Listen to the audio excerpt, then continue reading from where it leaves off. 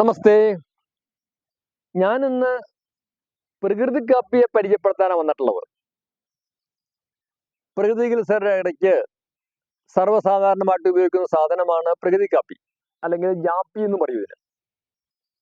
കേരളത്തിലെ പ്രകൃതി ചികിത്സാ ആചാര്യനായിരുന്ന CRR വർമാജിയാണ് ഇതിനെ കേരളത്തിൽ പരിചയപ്പെടുത്തിയത്.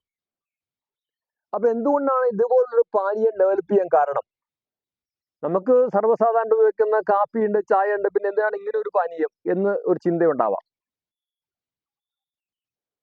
ഇന്ന് ഈ രണ്ട് പാനീയങ്ങളും മനുഷ്യന്റെ ആരോഗ്യത്തെ ക്ഷയിപ്പിക്കുന്ന വസ്തുക്കളായി മാറിയിട്ടുണ്ട്. പ്രത്യേകിച്ച് രോഗമുള്ളവരുടെ, പ്രമേഹം, പ്രഷർ, വെരിക്കോസ്, കൊളസ്ട്രോൾ തുടങ്ങിയ രോഗമുള്ളവരെ സംബന്ധിച്ചിടത്തോളം ഇതിനെല്ലാം വർദ്ധിപ്പിക്കും ഈ രണ്ട് സാധനങ്ങൾ മനസ്സിലാക്കണം. അപ്പൊ അതിനൊരു സബ്സ്റ്റിറ്റ്യൂട്ട്, ഒരു പകരം എന്തെങ്കിലും വയ്ക്കാനുണ്ടോ എന്നൊരു അന്വേഷണമാണ് ഇത്തരം ഒരു പാനീയത്തിൽ എത്തിച്ചേരാൻ ഇടയാക്കിയിട്ടുള്ളത്. നമുക്ക് ചായയെക്കുറിച്ച് അറിയാം. ഇപ്പൊ ചായ കിട്ടുന്ന ഏറ്റവും അധികം രാസ കീടനാശിനി തളിച്ചാണ് ചായ വരണത്. അല്ലെങ്കിൽ ചായപ്പൊടി ഇലയൊന്നും കിട്ടില്ല, ഇല മുഴുവൻ പ്രാണികൾ തിന്നുകൊണ്ടുപോകും. അപ്പോൾ മാരകമായിട്ടുള്ള എൻഡോസൾഫാൻ വരെയുള്ള മാരകമായിട്ടുള്ള കീടനാശിനികൾ പലതവണ അടിച്ചാണ് ഇതിനെ ഉൽപ്പാദിപ്പിച്ചു വരുന്നത്. ഇത് നമ്മുടെ ഉള്ളിൽ ചെല്ലും. അതുപോലെ തന്നെ അതിനകത്ത് ഉപയോഗിക്കുന്ന പഞ്ചസാരയാണെങ്കിൽ അത് ഏതാണ്ട് 40ഓളം കെമിക്കൽസ് ഉപയോഗിച്ചിട്ടാണ് ഈ വൈറ്റ് പോയിസൺ എന്ന് പറയുന്ന വെളുത്ത പഞ്ചസാര ഉണ്ടാക്കിയെടുക്കുന്നത്. അത് ശരീരത്തിനെ സംബന്ധിച്ചൊരു ദോഷകരമാണ്. വൈറ്റ് പോയിസൺ, വെളുത്ത വിഷം എന്നതിനെ ഞങ്ങളൊക്കെ വിശേഷിപ്പിക്കുന്നത്. ഇന്നത്തെ പാലിന്റെ അവസ്ഥ നിങ്ങൾക്കറിയാം. ഇന്ന് കിട്ടുന്ന പാൽ സത്യത്തിൽ ഒരു കെമിക്കലായിട്ടുള്ള ഉൽപ്പന്നമാണത്. പശുവിൻ്റെ ഉള്ളിൽ നിന്ന് വരുന്നു മാത്രമേ ഉള്ളൂ. പുല്ല് തിന്നുന്ന പശുവൊന്നും കേരളത്തിൽ ഇല്ല. അതുപോലെ നല്ല പിണ്ണാക്ക് ഒരു പശുവിനും കൊടുക്കുന്നില്ല. അപ്പൊ അതുപോലുള്ള സാധനങ്ങൾ കൊടുത്തിട്ട്, സിന്തറ്റിക് ആയിട്ടുള്ള സാധനങ്ങൾ കൊടുത്ത് ഉൽപ്പാദിക്കുന്ന 40 ലിറ്ററും 50 ലിറ്ററും കറക്കുന്ന പശുവിന്റെ പാലാണ്. അപ്പൊ ഒരു ചായ കുടിച്ചാൽ നമ്മുടെ ശരീരത്തിന് കിട്ടുന്ന ഒരു പോഷണം, ശരീരത്തിന് ഹെൽപ്പ് ചെയ്യുന്ന, സഹായിക്കുന്ന, പോഷിപ്പിക്കുന്ന ഒന്നും ഇതിനകത്തില്ല എന്നാണ് അർത്ഥം. അതുപോലെ ശരീരത്തിന് ദോഷകരമായിട്ടുള്ള കെമിക്കൽസും ആദ്യം പറഞ്ഞ തരത്തിലുള്ള മാരകമായ വിഷങ്ങളും ഒക്കെയാണ് ഇത് അടങ്ങിയിട്ടുള്ളത്. ഇത് തന്നെയാണ് എൻ്റെ കാപ്പിയുടെ അവസ്ഥയും. പിന്നെ കാപ്പി വളരെ ഒരു 10% പോലും ഒരു കാപ്പി ഉപയോഗിക്കുന്നില്ല. അധികം പേര് ഉപയോഗിക്കുന്നത് ചായയാണ്. അത് നമ്മുടെ ഫാഷൻ. അപ്പൊ ഇതിനൊരു കാല് മാറ്റി ചവിട്ടാനുള്ള ഒരു വഴി ചൂണ്ടിക്കാണിക്കുകയാണ് ഇവിടെ ചെയ്യണത്. ഇതിപ്പോ പ്രകൃതി കാപ്പി എന്ന് പറയും. ഇതാണ് പ്രകൃതി കാപ്പി. ഇതിനകത്തുള്ളത് ചുക്ക്, ഏലം, ജീരകം, ഉലുവ, മല്ലി, ഈ 5 സാധനങ്ങൾ ഉണക്കി പൊടിച്ചിട്ടുള്ളതാണ്. ഈ 5 സാധനങ്ങൾ നിങ്ങൾക്കറിയാം, ഇതൊന്നും ശരീരത്തിന് ദോഷമുള്ള സാധനമല്ല.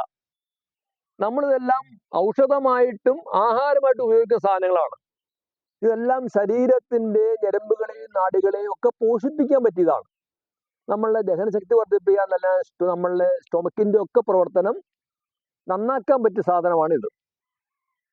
അപ്പൊ ഇത്തരം ഒരു പാനീയമാണ് നമുക്ക് അഡ്വൈസബിൾ ആയിട്ടുള്ളത്, ശുപാർശ ചെയ്യാനുള്ളത്, നമുക്ക് ഏറ്റവും പോസിബിൾ ആയിട്ടുള്ളത്. നേരത്തെ ചായയുടെയും കാപ്പിയുടെയും കാര്യം ഞാൻ പറഞ്ഞു. അപ്പൊ ചായ കുടിക്കുമ്പോൾ സുഖമുണ്ടല്ലോ എന്ന് പറയും നിങ്ങളെല്ലാവരും. ശരിയാണ്. ഈ സുഖം കിട്ടുന്നത് ഒരു നെഗറ്റീവ് ഇമ്പാക്റ്റും ഉണ്ടാ, പോസിറ്റീവ് അല്ല. അത് ഈ ചായയിലുള്ള ഊർജ്ജമല്ല നമുക്ക് കിട്ടണത്. നിങ്ങളുടെ ശരീരത്ത് തന്നെ നിങ്ങൾ മറ്റു ആഹാരം കഴിച്ചൊക്കെ സംഭരിച്ചതിലുള്ള ഉള്ള ഊർജത്തെ അതിനെ എടുത്ത് ചെലവഴിച്ചിട്ടാണ് നമുക്ക് സുഖം കിട്ടണത്. ഡെപ്പോസിറ്റ് എടുത്ത് നമ്മൾ ചെലവഴിക്കുക. കാരണം ഒരു വിഷം അകത്തേക്ക് ചെല്ലുമ്പോൾ ശരീരത്തിന് ദോഷകരമായ എന്തെങ്കിലും വസ്തു ആമാശയത്തിൽ ചെന്ന് കഴിഞ്ഞാൽ ഉടനെ തന്നെ ഇതിനെ റിമൂവ് ചെയ്യാനുള്ള ശ്രമം ശരീരം നടത്തും. അല്ലെങ്കിൽ അതിനെ ന്യൂട്രസ് ചെയ്യാനുള്ള, നിർവീര്യമാക്കാനുള്ള ശ്രമം നടത്തും. ഇത് നമ്മുടെ ജീവനുള്ള ശരീരത്തിന്റെ സ്വഭാവമാണ്. അപ്പൊ ഉടനെ തന്നെ ബ്രെയിനിലേക്ക് അതിന്റെ ഇൻഫർമേഷൻ എത്തും.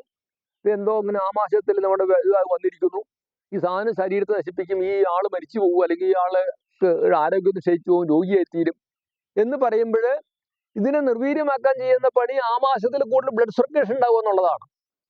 നമുക്കറിയാം, സോഡ കുടിക്കുമ്പോൾ ഒരു ഗ്യാസ് തന്നെ ഉണ്ടല്ലോ, എമ്പക്കൊക്കെ വരുമല്ലോ. ഈ സോഡയും ഇതുപോലെ തന്നെയാണ്. ശരീരത്തിൽ നിന്ന് പുറത്ത് കളയുന്ന കാർബൺ ഡൈ ഓക്സൈഡിനെ വെള്ളത്തിൽ ഹൈ പ്രഷറിൽ കലർത്തി നമ്മുടെ ആമാശയത്തിലേക്ക് കടത്തി വിടുക.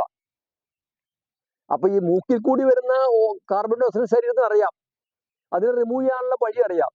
ഈ വെള്ളത്തിൽ കൂടി വന്ന് എന്താ ചെയ്യുന്നത് അറിയാൻ പാടില്ല. അപ്പോൾ ഇതുപോലെ പരിഭ്രമം നടക്കും, ഉടനെ തന്നെ ബ്ലഡ് സർക്കുലേഷൻ കൂടുതലുണ്ടാവും, ആമാശയത്തിൽ കൂടുതൽ ബ്ലഡ് വരും, ഉടനെ 3-4 ഏമ്പൊക്കെ ഉണ്ടാവും, കാർബൺ ഡൈ ഓക്സൈഡ് പുറത്തു പോകും, സുഖം അതോടെ തീരും.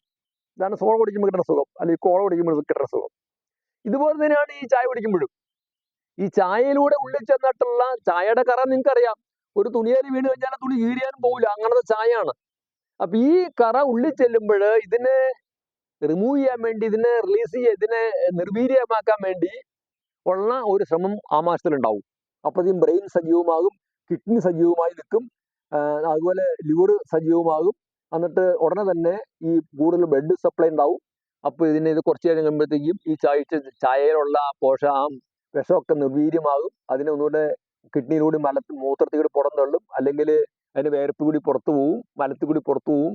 അപ്പൊ അങ്ങനെ ഇവിടുന്ന് ആമാശയത്തിൽ നിന്നെല്ലാം നീക്കം ചെയ്ത് പുറത്തേക്ക് ഇവിടുന്ന് അവയവങ്ങൾ കൊണ്ടുവച്ചു കഴിഞ്ഞാൽ ശരീരം ഫ്രീ ആവും. അപ്പൊ സുഖം തീരുകയും ചെയ്യും. ചായ കുടിച്ചാൽ അത്ര നേരത്തേക്കുള്ള സുഖം മാത്രമേ ഉള്ളൂ. പിന്നെ ചായ കുടിക്കണം ഈ സുഖം കിട്ടണമെങ്കിൽ. പിന്നെ കുറച്ച് കഴിഞ്ഞാൽ ആ ചായയുടെ അവസരം തീരുമ്പോൾ നമ്മുടെ സുഖം തീരും. ഇത് അങ്ങനെ കിട്ടുന്ന സുഖമാണ്. ഇതിന് മലിന സുഖം എന്ന് പറയും. രണ്ട് തരത്തിൽ സുഖമുണ്ട്. നമ്മുടെ ഈ ചൊറിയ മാറുമ്പോൾ നമുക്ക് സുഖം കിട്ടുമല്ലോ, കുറച്ച് കഴിയുമ്പോൾ നീറിൽ വരും. ഇതുപോലെ ഇതൊരു മലിന സുഖമാണ്. ഈ സുഖം ശരീരത്തെ നശിപ്പിക്കും. അതുകൊണ്ട് പ്രത്യേകിച്ച് പ്രമേഹമുള്ള ആളെ സംബന്ധിച്ചോളം നമുക്ക് പ്രമേഹം ഉണ്ടാവും, നമുക്ക് കൊളസ്ട്രോൾ ഉണ്ടാവും, നമ്മൾ ഹാർട്ടിൻ്റെ മരുന്ന് കഴിക്കാനുണ്ടാവും, ചിലർക്ക് ഫാറ്റി ലിവർ ഉണ്ടാവും. അപ്പൊ ഇതിനൊക്കെ മരുന്ന് കഴിക്കാനുണ്ടാവും. അപ്പൊ അതിനോടൊപ്പം നമ്മൾ ഈ വിഷം കൂടി ഉള്ളിൽ ചെന്ന് കഴിഞ്ഞാൽ നമ്മുടെ ലിവർ പൊതുവെ വീക്കായിരിക്കും.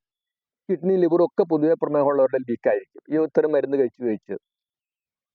അപ്പൊ ഇതുകൂടി വിളിച്ചത് ഇതിനെ കൂടി നിർവീര്യമാക്കി വീണ്ടും ലിവറിനെ ഒരു സർപ്പസ് ചെയ്യാണ്ട്, അതിനൊരു അധിക ഭാരം കൊടുക്കാതെ, അതിനെ കൂടുതൽ പീഡിപ്പിക്കാതിരിക്കാൻ വേണ്ടിയിട്ടാണ് നമ്മൾ ചായയും കാപ്പിയും ഒഴിവാക്കണമെന്നാണ് എനിക്ക് പറയാനുള്ളത്. ആകുന്നത്ര ഈ ചായയും കാപ്പിയും നമ്മൾ ഒഴിവാക്കുക. പിന്നെ ഇപ്പൊ നമ്മൾക്കൊരു രാവിലെ അല്ലെങ്കിൽ 4 മണിക്കൊക്കെ ഒരു ചായ കുടിച്ച് ഒരു തഴക്കവും പടക്കവും കൊണ്ട് 10-30 വർഷമായിട്ട് ചായ കുടിച്ചുകൊണ്ടിരിക്കുകയാണ്. പെട്ടെന്ന് അതിനകത്ത് മാറാൻ പറഞ്ഞാൽ നമുക്കൊരു വിഷം വരും.